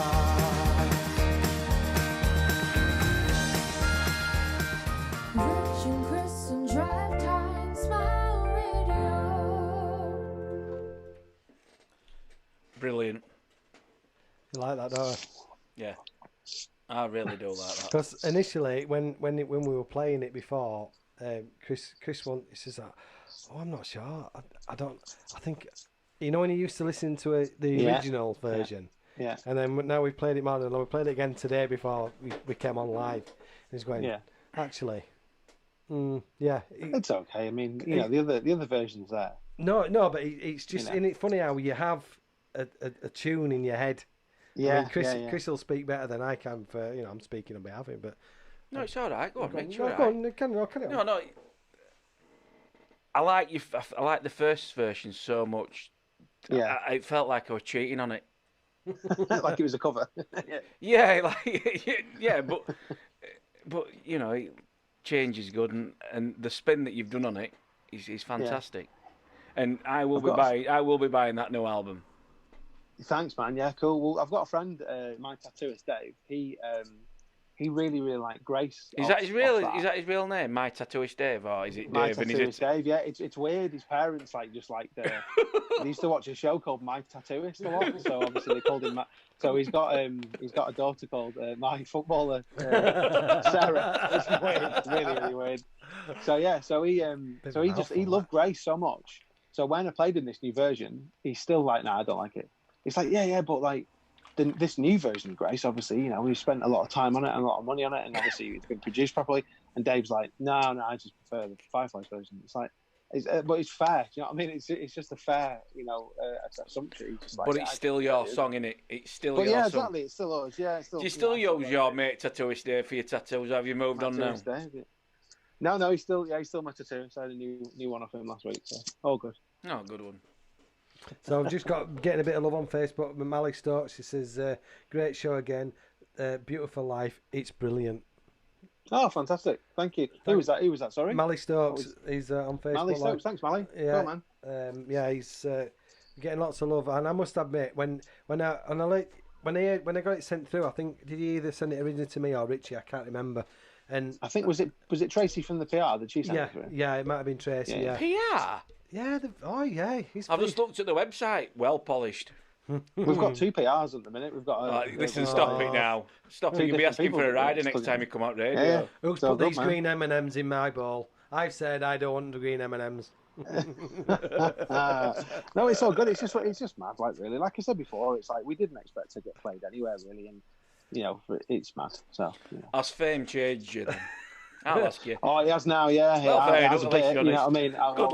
Good lad. Yeah, I'll buy like 5 vinyls instead of 1. You know what I mean? Release that. And you break 3 of them because you can. Release that in a I just use diva. them as frisbees. Yeah.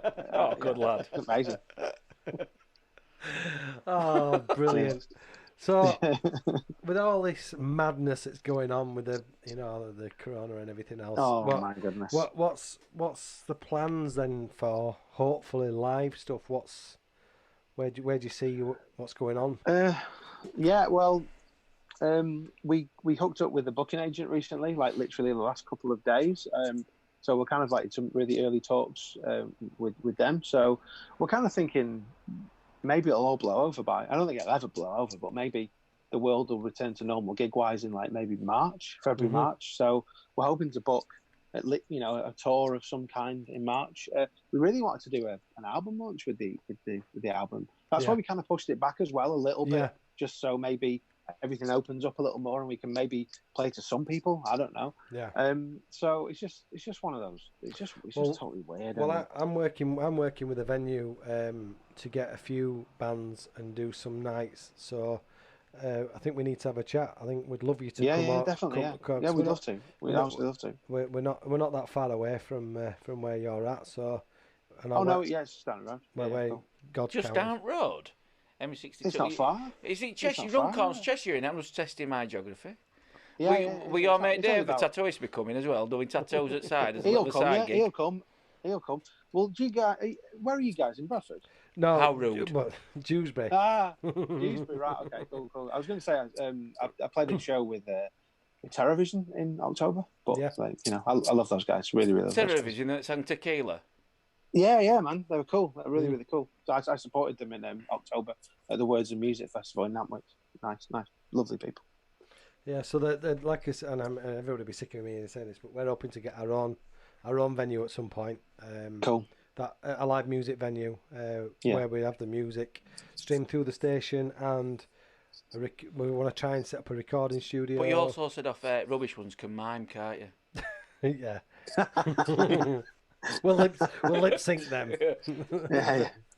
But no, that's the plan, and like I said, it's early stages. Yeah, and I'm a great believer in fate as well. Like, yeah, me and my wife went for a walk down the canal, and there's a pub called the Leggers, and I just said we called in for a pint and had a drop of the black stuff, and and the guy we went in, he was quite cold, and obviously with everybody's just paranoid as hell and there were no seats to sit inside. It dropped a bit cold, even though it had been sunny during the day. And this guy was saying, "No, look, I can open this other room, but it's a function room." And I said, "Last time I were here, about 15 years. I went to come to see a band," and he just says, "Oh well, I own I own the basin because it's like they've got all the boats moored up and everything, and it's beautiful. You wouldn't think it's in the middle of Dewsbury, to be fair, but it's beautiful down there."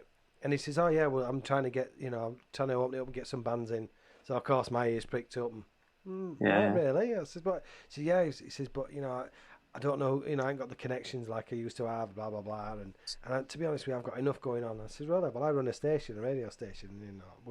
He says, "Yeah, come and talk to me." So we're gonna have a chat with him, and I want to try and get 3 or 4 bands where we can get. And if you'd be up for that, Yeah, of course, we'll play anywhere, man. Yeah, it'd be cool. Really, really cool. Look forward to that. And we'll get you some green M&Ms. Yeah, well, no, you don't want green M&Ms. Well, in all fairness, I'm colourblind and also vegan, so win-win. So what have you got with these? Colourblind and a vegan. But I bet do you drink craft ale because that's all vegan friendly, isn't it? I'm not much of a drinker, to be fair, but yeah. Vegan, I don't know. a vegan rock and roller. Yeah. How about that, man? How about that? Yeah. That's just strange time. Never mind COVID. Yeah. You made my ears bleed with that. I'm a vegan rock and roll star. Yeah.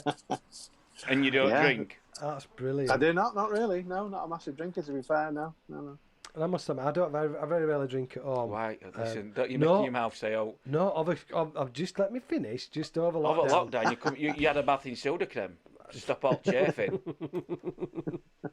I don't drink. Every time you went radio, there were a bottle of Desperado in your hand. Well, I were unleashed because I were at home for best part of 3 months. It was brilliant. Hey, sunshine. Yeah. Let's have a drink. But no, under normal circumstances, Lee, ignore my line of friends in front of me. I very rarely drink. I mean, don't get me wrong. If I go out, I like a good rinse. Don't get me wrong. I like, Face down at gutters, laying it off with pineapple chunks as earrings. As Tom used to say, everybody likes to drink, but nobody likes to drunk. But occasionally I've been that person. But anyway, but no, I think out of all this madness, eventually, you know, things have got to turn around, and they have to do at some point. And Yeah. I think there's, you know, especially all the creative people like yourselves who have utilised the time very, very well and positively. And, you know, it's like the power of what we're doing now, you know. Yeah. If to be honest, we used to get guests in, didn't we? And I still want to get people, I still want to get guests in, you know. And even though this studio, it's a convert, my garage, I've converted into a studio on my own way. Looks cool, man. Looks really cool. Honestly, it does.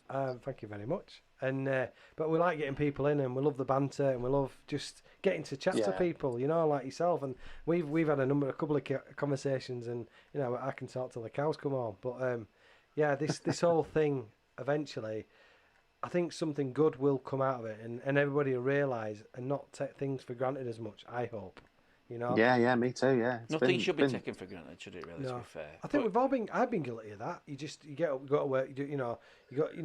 Even going to the pub or going to see your mates. Yeah. You know, playing five-a-side. We all play five-a-side together, and like that's all stopped now, and it's like God. And that was my thing that I love doing. I wasn't particularly great at it, and I couldn't walk for 2 days, but there were all those has-beens who used to play 11 aside and get together, take the mickey out of each other for an hour. And I love that. I love that just camaraderie. Yeah, me too, man. I was watching something the other day. I think I was watching like Friends on Netflix or something. It was just on, and I used to really enjoy that back in the day. You watch it now, and it's not so great, but it's okay. But like, there was a bit when I think Ross hugged Rachel. It was just like, and I was like, Stop it just makes you realise, you know, it just makes you you just think, well, you couldn't do that now. It's so weird. And when you watch stuff on like Channel 4 or BBC One, you think, well, when was this filmed? Because they're all kind of stood next to each other, and you just think, oh man, we took that for granted. We took human interaction for granted. It's so weird. Just before lockdown, we went to see Stereophonics in Nottingham, and apparently there were a number of people who've been tested COVID who were at that gig. Yeah. And we're all, you know, and at that point we're all thinking, it's just a bit of, you know, hype, and then next. I thought it'd be about 2 weeks lockdown. 2 weeks that'll be it, honestly. Yeah, and I saw footage of that Stereophonics gig, and I think Lewis Capaldi did the gig as well, and it was like literally like 3 days before lockdown or something. Everyone was on Twitter just lambasting the Stereophonics, and so I was like, well, I don't think we knew the severity of it then, though. No, we didn't. You know, I don't think anybody really did, though. I don't think the world did, did they? No, definitely not. It's been really. I mean, I don't think we'll see this again in our lifetime. You know, it's just been wild. There's got to be a vaccine for it though before things will ever get to some sort of semblance of normality. Well, they're testing all sorts at the minute, aren't they? So right then, mate. Shall we? You sent me another song, and it's "Runaway." Is it "Runaway"?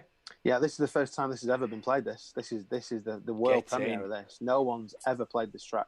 Really? Yeah. And is the radio company cool about this? Yeah, the record label. Yeah. Yeah. Yeah, it'll be all right. It'll smooth no, it's so good. No, it's so good. Yeah, because well, I think this is gonna be the next single anyway. If there's gonna be a next single, it's gonna be this one. So, but yeah, no one else has got a copy of this because obviously I know you asked me for a second track, and I was like, yeah, well, you know, let's just do Runaway. So it's all good. It's a bit of hype in it for the album. Exactly. Hey, I'm feel very, very flat. And when you know, obviously, when you make it big, I say, yeah, well, I know him.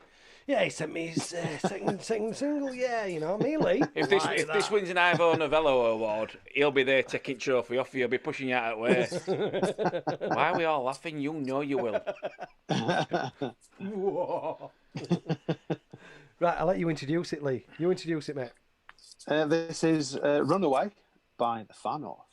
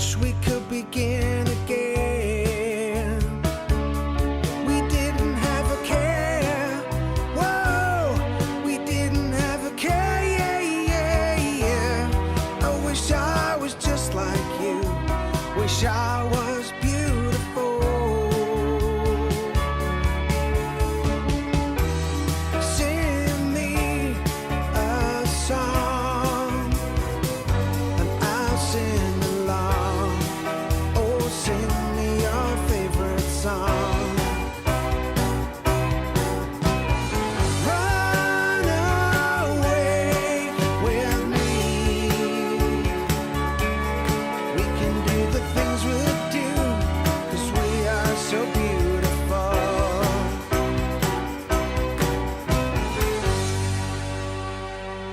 When we were down, we were not out. I always knew it wouldn't be for too long. I came back fighting for you. I knew that I'd be strong. We didn't have a care. Whoa, we didn't have a care. Yeah, yeah, yeah. I wish I was just like you. Can I be beautiful?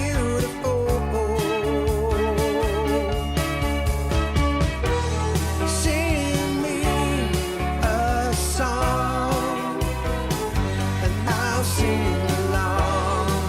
Oh, sing me your favorite song. Run away with me. We can do the things we do, 'cause we are so beautiful. Run away with me, yeah. Let the people stop and stare, 'cause I don't really care.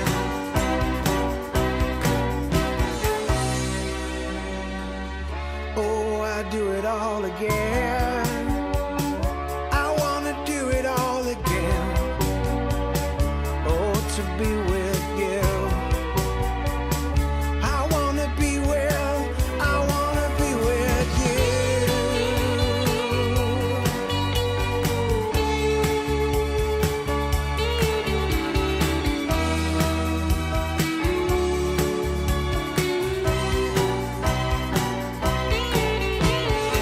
Run away with me, yeah. We can do the things we do, 'cause we are so very beautiful. Run away with me. Let the people stop and stare, 'cause I don't really care. Oh, no, I don't care. No, I don't care. Yeah, yeah, yeah.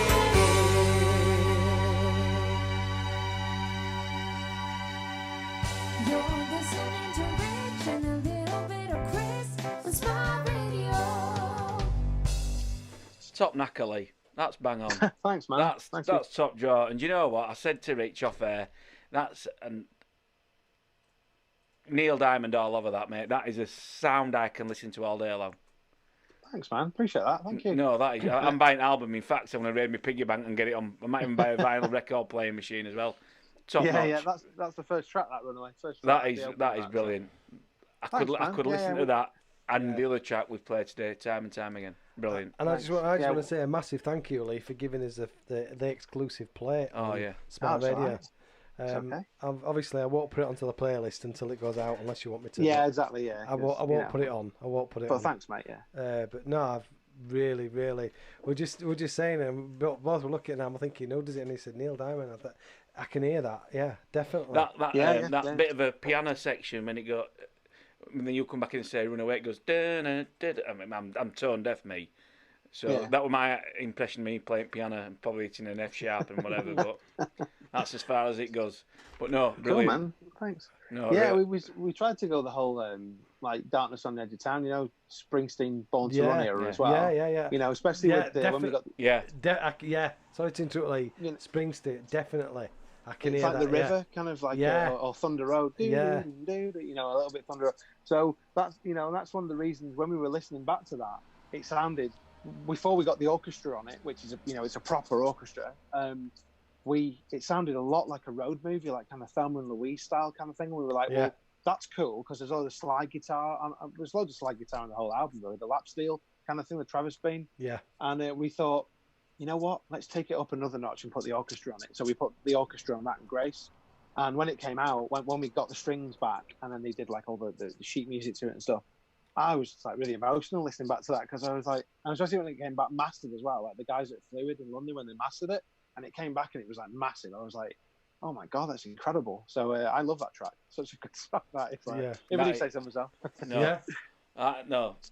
In fact, I'll be honest, that's better than This House Is Ours.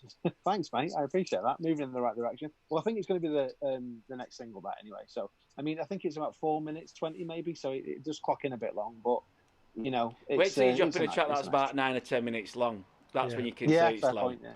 Bohemian Rhapsody. Drop that in. So play that.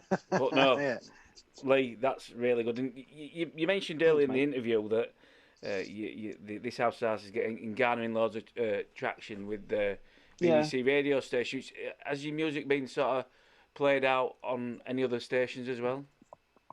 Yeah, I mean, when Chris Hawkins started playing it on Six Music, that was pretty mad, really. We didn't expect that. And then, obviously, a couple of the BBC channels picked it up. And then it went to number one somewhere in South Carolina. So we shared that on social media. That was weird. And then it went to number one somewhere in the UK. It was, it was like local chart kind of thing. So we were like, right, okay. And then it just got picked up by just so many stations, like literally like local stations, college stations, national stations, like in America as well. And we were like, that's why the album got pushed back, really, because, we had a bit of faith in it, obviously, with Nigel producing it. Nigel's a super big name, and we were like, there's some of the stuff he's done, like Robert Plant and Lindisfarne and Fairport Convention and Waterboy, Seth Lakeman, Claire Teal, Joan Baez, the guy, he's worked with so many cool people, especially in this genre. And for it to get picked up by like Six Music as well was like, but to be Artist of the Week here as well, I mean, it all means the same, man. It's not kind of like, well, it means more because no, not really. It's just it's all on the same level, man. And anyone plays it's recognition for you. It's recognition for your craft, innit? And he's, and I do. I mean, between sort of Richie and myself, I mean, Richie's not been too clever of these last few months. Bless him. He's recovering from cancer, so I've had to pick up his touch wood. He's on the mend, and so he's slowly getting back into the swing of things and uploading some of the music. So I try. He's never been out of his sex swing though, has he? Recovery. No, he's still in that, which is wrong on every level. But anyway, that's an image I'm not going to get rid of. Anyway. With his stormtrooper hat on. Yeah. But I think you get on well because it looks like you're into your action figures and stuff, Iron Man and all that. I very much am, man. Yeah, I've got loads of them out. I have like thousands of Funko Pops. I've got a room upstairs where all my figures and like Marvel. I started collecting them all in about 1998. Before it was really cool. Yeah. And then like now, here we are. So yeah, it's great, man. It's like a little pastime of mine. Love picking up like figures and stuff like that. Yeah, so Richie will be very envious when he sees all of that. But so I try, and we are literally now. I mean, we've gone from when we first set out 2 years ago to getting maybe a couple of songs a week to literally getting hundreds. We are getting hundreds a week, and it's I can imagine. Yeah. And it's great. And people, if you are listening, if you've got any friends, anybody who's keep sending them in, and we are doing our best to go through it all. Granted, I mean, I'm not gonna lie, some of the stuff. That's fair. That's fair. But I do appreciate the talent or the people taking the time, to record it and all the rest of it. So I try and go through and I listen to stuff and like me and Chris. I mean, Chris is his taste is slightly different to mine, but we kind of like a lot of the same stuff as well. So I'll say, I like this, and I'll send it to him. So what do you think to this? And I'll say, then after a couple of listens, but sometimes songs are growers, aren't they? It's of course, like, of course. And you think, I'm not sure about it. Then you listen to it again and say, I really like this. Because I've emailed you back a couple of quick times. What have you sent me? Yeah. And then then a day later, I'll say, yeah, I've changed my mind. Yeah, it's better because if it don't sort of catch me in a 20-second soundbite, I'm a little bit dismissive, rightly or wrongly. Yeah. I know what you mean. Yeah. But you know what I mean. If it starts off quiet, you think, I'm going to listen to this, and then there's some of the stuff he sent me. It's like you've been dragged over red hot coals. There's no like quality control though, really. Like obviously anyone can put their music out on Spotify or iTunes and Amazon. But there also should be a quality police as well that goes around and checks all software. Like me and Andy say that. This is it because sometimes I'll tell people I'm in a band. Obviously, it's like what you do kind of thing. And I say, well, I'm in a band. We're doing this. We're doing that. And then I would send them the link to either This House Is Ours or like Firefly stuff if it was a couple of years ago. And the amount of people that go, I didn't expect that. Or it sounds like a real band. And they say that. It's like, all right, okay. But there's no quality control. And I think the reason is because everything's out there and you can listen to anything on Spotify. There's so much rubbish. Like, it's incredible how much doggerel there is. So when you say you're in a band, I think people just have this really low expectation instantly. But don't you think when you kind of surprise them a bit. But don't you think somebody on Spotify should go around, break into the house, take all the musical equipment off them, smash it, and burn it in front of them, and say, "Get a job." I'm the dream shatterer. Yeah. I'm here to shatter your dreams. Now get a job, you low life. Stop drinking Strongbow and make a move in real world. You're never going to cut it. You're never going to be an American Idol or anything like that. And Simon Cowell ain't coming knocking. That's it. Some people need their dream shattering. Yeah, you're completely right, because some stuff's just terrible. Thank you, Lee. I thought I'd have sounded harsh on that little rant, but at least you agree with me. Get off and get a job. It affects us as well, because like there's that much rubbish out there that people already have a low kind of idea of a band. It's like, what, you play guitars in 2020? What? But there's so much of it, and you go, oh, I didn't realise it was, it was all right. It's pretty good. It's like, yeah. It's like an analogy. It makes it harder. Not everybody can be a supermodel. Unfortunately, they're ugly people in this world. Play to your strengths, don't you? Exactly. So you go around scaring kids at Halloween, don't you? Yeah, exactly. It's one of my strengths. But no, it's crazy. No, it's crazy, man. It's really, really crazy. And I think, like, I don't know. I don't understand the zeitgeist, and that's why we've made this album. I love music between 1962 and probably 1980. So, like, for me, that two golden decades of the likes of Neil Young and Queen and Springsteen and the Beatles and the Who, Hendrix. Like, we've made an album here with a producer who loves all that stuff as well. That's why Nigel would just work with anyone. So we've made an album that sounds like it was 1971 Harvest era. Neil Young. We've made this album to sound like that and to be enjoyed maybe as a whole, maybe as from start to finish. And it's not a collection of like 10, maybe 11 singles. And we've made it because we want to make it an album that'll stand the test of time. But music now, like if you listen to the top 40 now, I don't know anyone that's on it. It's like if I'm honest, it's incredible to me. Yeah, it's incredible to me. God, we've only got 4 minutes left. Where's the time gone? It's like, oh my goodness. My daughter, she went to Leeds Fest, a couple of years ago. And I think Foo Fighters, were Foo Fighters playing? I think it was Foo Fighters or with Chili's. No, I think it was Foo Fighters. Yeah, it's usually Foo Fighters or the Chili's, isn't it? And she didn't go see him. She went to see Dave. Dave, the rapper. And she's... Exactly.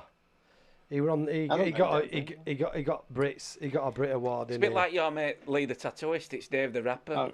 Dave the rapper, yeah, Dave the tattooist. I've not heard of Dave. I've heard of Chance the rapper, and obviously it's called Dave. Just the one song, and the lyrics are very powerful, and there's a lot of meaning behind it. But and it's not my bag. I'm not gonna lie, but I'm not down with the kids. Yeah, either. I don't connect with the rap genre. I used to like it, like hip hop in the early '90s, like Public Enemy and NWA. Yeah. I used to really, really enjoy that. Snoop Dogg and all that.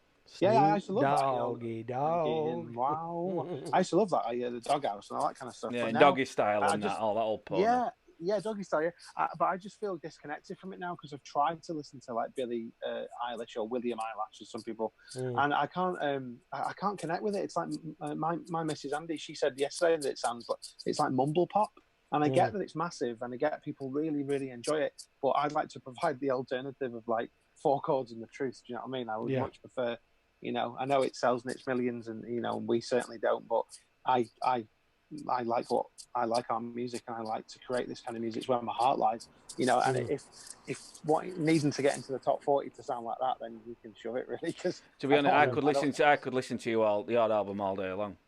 Thanks, man. Yeah. When I know Chris, you already asked the thing. When's the album hopefully coming out?